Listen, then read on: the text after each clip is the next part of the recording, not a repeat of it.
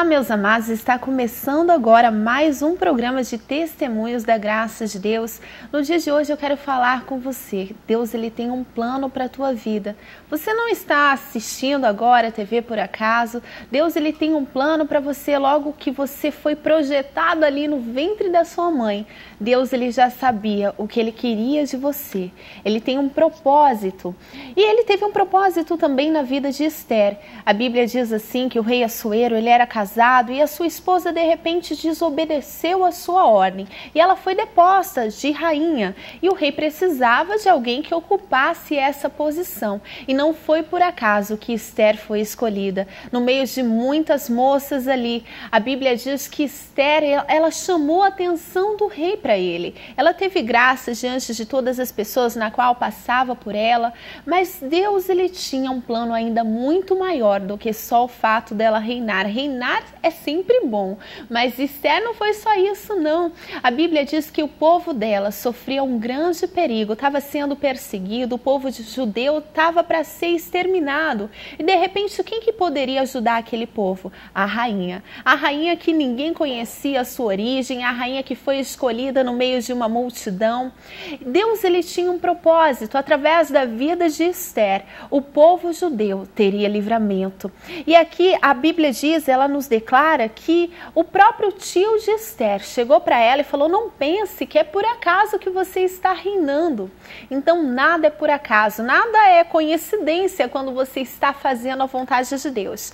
No finalzinho eu vou falar um pouquinho mais de Esther, mas a história de hoje, que é uma história verídica, assim como foi Esther, é uma história ali de Deus agindo, porque Deus continua agindo sobre as nossas vidas, ele é um Deus real, ele é um Deus vivo. É a história da Giovana, ela que vai nos contar um pouquinho do que aconteceu na sua vida, como foi a sua conversão, ela que teve uma família tradicionalmente católica, não é? Bom dia, Giovana, tudo bem? Tudo bem, Ana Deise, é um prazer falar aqui para a IGD sobre o meu testemunho de vida, minha conversão, falar um pouco sobre o processo que eu passei junto com Deus, né, no meu caminhar com Ele, desde os meus 15 anos de idade, hoje já fazem quase 12 anos que eu estou no Evangelho. Você foi criada no meio de uma família que era tradicional ali no catolicismo. Sim. E como é que vocês acreditavam? Como é que era a fé de vocês? Era uma fé de promessa, de sacrifício? Como é que você via a Deus? Então, desde pequena, mas eu me lembro de alguns fatos assim que foram acontecendo na minha infância. Eu lembro que com 6 anos de idade, a minha mãe me levava sempre na igreja católica, então tinha aquelas imagens que a gente tinha que respeitar e venerar elas. Mas a minha mãe teve um diagnóstico de um nódulo no seio. E eu sei que a minha mãe fez várias promessas, né? E aí ela foi fazendo vários exames e acho que ela repetiu umas 3 ou 4 vezes o exame daquele nódulo e no último exame não apareceu mais nada. Aí ela quis pagar a promessa que ela tinha feito por uma imagem lá para um santo. E aí eu lembro quando eu tinha 6 anos de idade, a gente entrou na igreja católica, minha mãe colocou eu na primeira fileira do banco da igreja e falou: filha, você espera aqui que eu vou lá no fundo e já volto. E eu era pequena, 6 anos, eu fiquei esperando, mas eu fiquei agitada, porque a minha mãe estava longe de mim, não sabia onde a minha mãe tinha ido. E aí eu me lembro que no que eu virei para trás para procurá-la, ela estava vindo de joelhos no meio da igreja até o altar, de joelhos, com o joelho todo ralado, todo com sangue, todo ferido, e uma vela do tamanho da altura dela. Então ela estava vindo até o altar, e eu fui do lado da minha mãe, eu era pequena, eu falei: mãe, levanta, mãe. Eu fiz assim: levanta do chão, que é isso? A minha mãe: volta lá pro seu lugar. Eu falei: pra você ficar naquele lugar. E eu voltei. Era uma imagem de sofrimento, né? Não, porque apesar de 6 anos você não ter muito discernimento do que estava acontecendo, você via que não era algo bom, né? Com certeza. E eu parei e comecei a pensar: mas que Deus é esse que faz a minha mãe se ralar toda, se ferir tudo no chão para pagar uma promessa? E eu comecei a pensar comigo mesmo, com 6 anos: nossa, isso é muito ridículo. Não é possível. Eu olhava indignada. E a minha mãe lá, com aquele sacrifício, era uma igreja que era enorme. Então, até ela chegar lá, e ela ia estar toda quebrada, né? Daí eu lembro que ela pagou lá a promessa dela, mas aquilo começou a me intrigar muito. começou a me criar muitas dúvidas desde criança.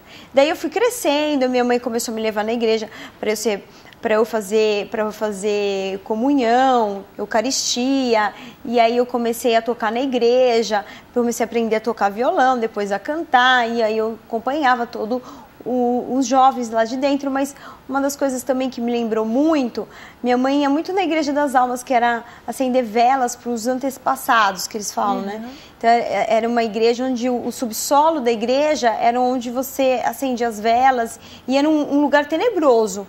Então eu lembro com 10 anos de idade, minha mãe me levava toda a primeira segunda-feira do mês, tinha que ir nessa igreja.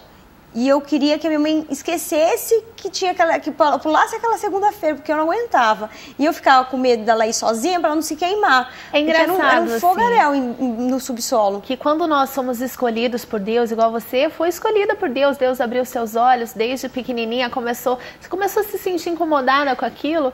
E é engraçado ver que, na verdade, nós somos criados a crer num Deus de sacrifício. Desde pequenininho, olha, se você fizer isso, ou se você prometer algo para Deus, Ele vai te abençoar, Ele vai olhar para você, mas é um Deus distante, não é? Sim, sim, com certeza. A gente não tem, né? Quando a gente é pequena, a gente sabe que precisa de algo mais na nossa vida para entender, né, esse mundo espiritual. E aí começa a vir os questionamentos, e o pior quando você é ensinada no caminho errado, né? Então, e eu sentia um vazio tremendo. E eu questionava muito isso. Desde pequeno eu contestava as coisas, né? Eu queria entender o porquê, né? Então eu me lembro que nessa igreja que a minha mãe ia toda primeira segunda-feira do mês, ela me acordava cedinho, nós íamos e era uma luta, porque eu não queria ir, mas ao mesmo tempo não queria deixar minha mãe sozinha, porque eu estava ali do lado dela protegendo ela. Porque para mim aquele lugar era muito tenebroso. Eu não me conformava que tinha aquelas velas. Você chegou aí a visitar a Aparecida do Norte? Sim, todo dia 12 de outubro, que é a comemoração lá a minha família sempre ia, eu ia, mas assim, sempre tinha alguma coisa que me... É uma tradição e às vezes até é um meio de unir a família, né? Porque sim, eu também fui criada numa família extremamente católica, meu primo ali sendo padre, se envolvendo com tudo isso. Então você é criado Você acha o quê? Que você indo na missa, a família toda vai estar ali, então você vai estar reunido, você vai ter uma união ali com a família. Você não vê a semana toda. É a semana toda contendo a confusão entre todo mundo, mas chega no domingo, todo mundo vira santo. Chega no domingo, tá todo mundo unido. Oh, cunhada, que bom que você veio e tá aqui. E é dessa forma que você é criado a entender, né? Você acaba vendo a religião até como é algo que está dentro da sua família, das suas origens ali também, né, Gi? Sim, então, mas aí foi interessante que aí eu fui crescendo dentro da Igreja Católica, né, por conta do tradicionalismo, porque é a tradição, família católica, seguir todas as festas e comemorações, né, então a minha família sempre com muito vínculo com padres de Roma, primos que moram, que estudam lá no Vaticano, então é uma tradição bem firmada isso, né, na minha família. Então comecei a frequentar a igreja, fiz a primeira Eucaristia. Como que era a sua visão, Gi, com relação às imagens? Porque eu lembro que um momento da minha vida, que foi até o momento no qual eu me converti, eu estava sofrendo tanto, que era, como eu fui ensinada a ir na igreja católica, eu estava ou encontrava Deus ou eu morria. Então eu falei, não, eu vou numa igreja e vou buscar Deus, porque Deus, se não se mostrar para mim, eu vou me matar. E eu lembro que eu entrei até nessa igreja da Consolação, ali perto da loja do meu pai, que eu entrei e eu olhei para a imagem e eu queria que ela me respondesse algo, eu queria um sinal de Deus, que ela piscasse para mim, ou sei lá, caísse algo na minha cabeça, mas eu queria ter esse contato mais próximo com Deus. Você era assim também? Era, tinha uns terços. Eu olhava e falava, meu Deus, isso aqui que eu tô fazendo aqui ajoelhada, se essa imagem não fala comigo. Então você começa a ter um questionamento dentro de si mesmo, no teu espírito, né? Sim, porque sabe, é um vazio, você não tá pautado numa palavra que te justifica tá fazendo aquele ato, né? Então eu fazia por respeito à minha família, por toda a educação que tinha nesse envolvimento. E aí foi interessante que depois, com os meus 15 anos, 16 anos, eu entrei no colégio, no 2º grau. Eu fui passando o meu primário todo na igreja, me preparando para ser professora da Eucaristia, professora de música, fui me envolvendo lá na igreja. Mas tinha algumas coisas dentro da igreja que eu via muito errado, né? Então eu vi o padre que bebia, o padre que fumava, isso me incomodava bastante, né?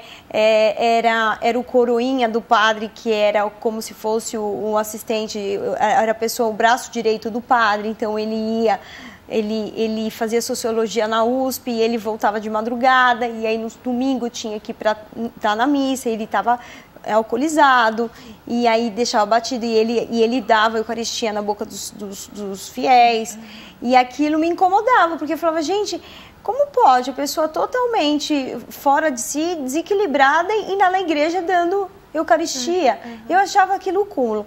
Daí eu me lembro uma vez que a gente teve uma reunião dos jovens, e esse mesmo líder, né, depois foi se envolvendo na política, mas esse mesmo líder, eu nunca me esqueço que ele orientava a gente jovem, nós que estávamos lá, que a gente podia transar, que podia ter relação sexual desde que usasse camisinha, desde que usasse preservativo. E eu achava o cúmulo. Eu falava assim, como pode? Eu vim para dentro da igreja pegar orientação, para ser orientado na palavra, e o que ele está ensinando aqui é o que o mundo ensina lá fora. E eu me incomodava com aquilo. E eu falava para essa pessoa, né? Mas me mostra onde a Bíblia ensina isso. E aí eu ficava intrigada com aquilo e chegava e falava, mãe, tá tudo errado. Não está ensinando o que Deus ensina. Estou no lugar errado. E minha mãe falava assim, Giovana, você tem que ouvir e não fazer aquilo que as pessoas te ensinam. Você faz aquilo que você acha que Deus está falando com você, minha mãe falava. Mas não vai criar contenda dentro da sua igreja, minha mãe falava assim para mim. E você conseguia entender a palavra, Gi? Porque eles até citam a Bíblia, mas você conseguia entender e não ver entende, como a gente está numa cegueira, a boca de Deus... uma cegueira espiritual muito grande. É uma cegueira. Mas é aquilo que eu te falo, Deus me pegou pelo lado crítico que eu tinha das coisas, né? Pelo lado de querer entender as coisas. Por quê? Porque por que é assim? Por que não mostra uma palavra? Sim, e isso na escola eu era muito aplicada. Eu era das melhores alunas na escola, então... eu estudava muito, eu queria entender do assunto, né? E as coisas espirituais não eram diferentes do mundo circular que eu estava, né? E aí eu me lembro que eu entrei no 2º grau do colégio, e aí sentou atrás de mim uma amiga, uma menina que falava muito de Deus para mim, mas ela falava ela tinha umas atitudes diferentes, ela falava de uma maneira diferente, e eu comecei a perguntar para ela, mas você tem uma diferença? Ela falava da igreja com aquele envolvimento, que ela cantava no coral, que eles oravam muito, que liam a Bíblia, e eu comecei a incomodar aquelas atitudes dessa minha amiga, né? E eu me lembro que ela escrevia, naquela época a gente tinha agenda, a amiga escrevia na agenda, né?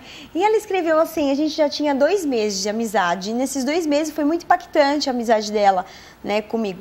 E aí ela escreveu assim, Giovana, é uma coisa que eu não te contei até hoje, mas eu sou crente. Ela escreveu. Aí eu li, choquei, falei, nossa, minha mãe falou que eu não posso ter amizade com crente. E a menina é totalmente diferente do que a minha mãe falava. E ela me chamava para uma igreja. Giovana, vamos assistir, eu canto no coral. Ela tinha um coral internacional que ela cantava em vários corais da Igreja Batista, em vários países.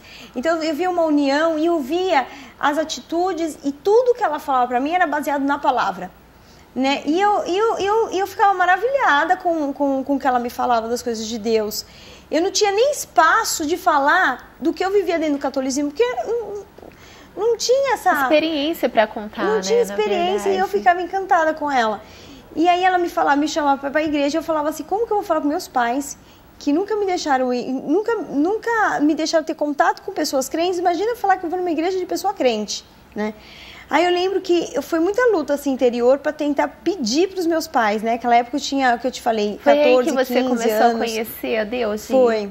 Daqui a pouquinho você vai contar para nós como é que foi o seu encontro com Deus, tá bom?